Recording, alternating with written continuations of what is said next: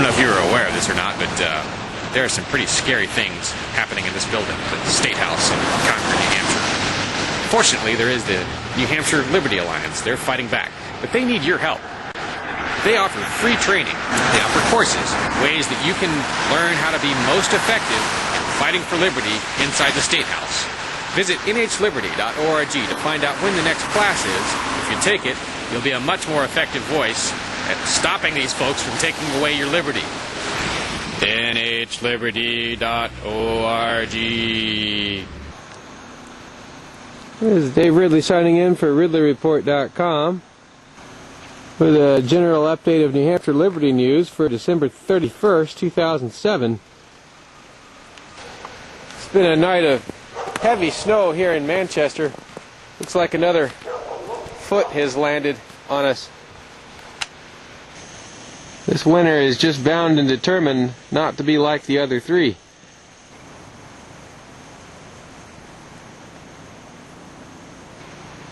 However, it's actually pretty warm today.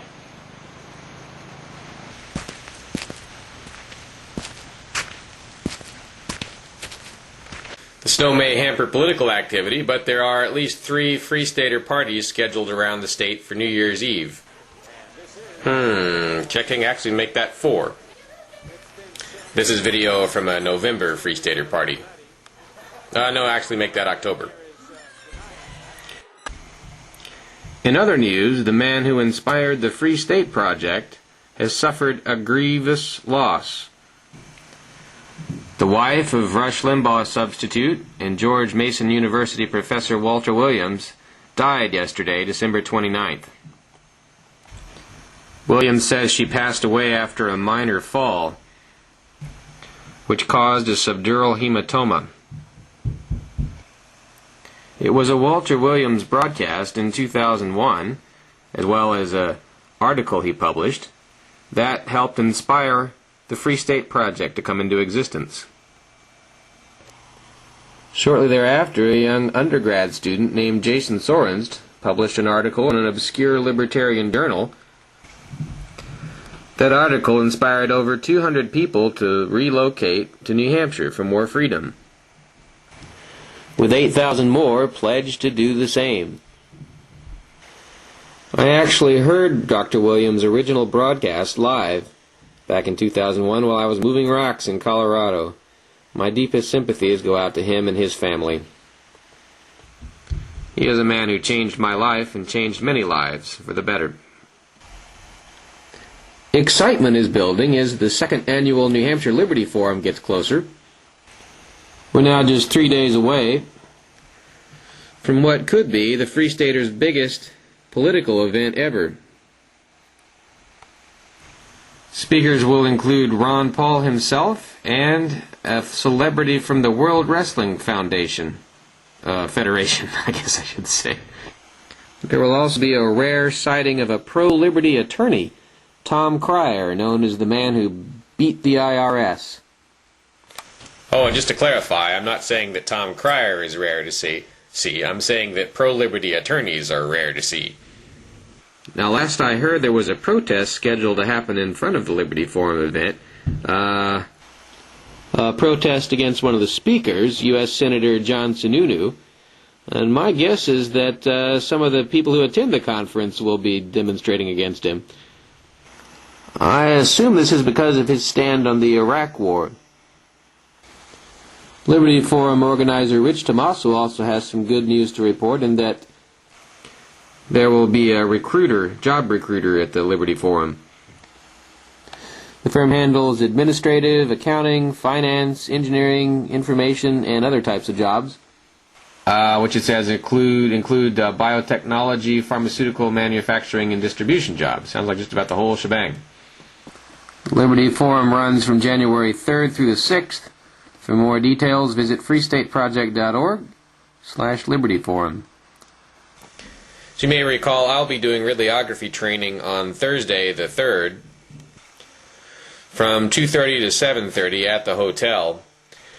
For those who can't make it to that one, I may hold like something more spontaneous if I can do it, if I can make it work later on, maybe on Sunday or something like that, some kind of training. Because I know there are people that aren't going to be able to make it to the 3rd, but that depends on getting permission to do it kind of on the spot, and we'll just see if that works out. It's certainly not locked in stone. I don't know if I'll be able to do it, and it won't be any big deal if I don't. But I hope to be able to train some people maybe on that Sunday. The December 2007 federal theft of Liberty Dollars from Liberty Dollar headquarters in Indiana continues to generate innovative responses in New Hampshire. New Hampshire's Liberty Dollar activists have set up a contest to design a new replacement for the Liberty Dollar, which is designed primarily for use in New Hampshire. The design does not allow the use of the word dollar or the dollar symbol. It also does not allow likenesses of people.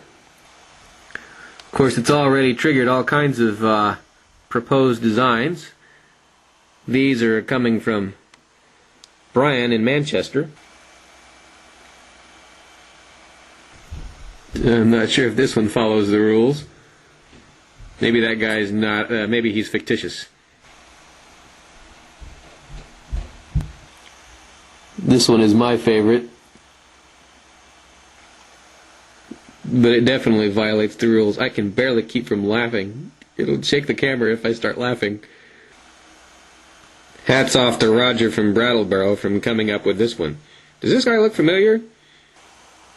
Shire's silver currency, the Shire's silver effort is an attempt to replace the beleaguered Liberty Dollar,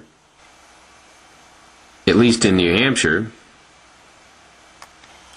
with some sort of silver-backed currency that they hope will become widely used in New Hampshire.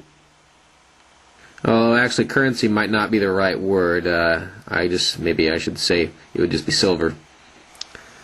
This effort was triggered by Washington's attack against Evansville, Indiana, Liberty Dollar headquarters, in which Washington officials seized all of the gold, silver, and copper Liberty Dollars in the organization's vaults.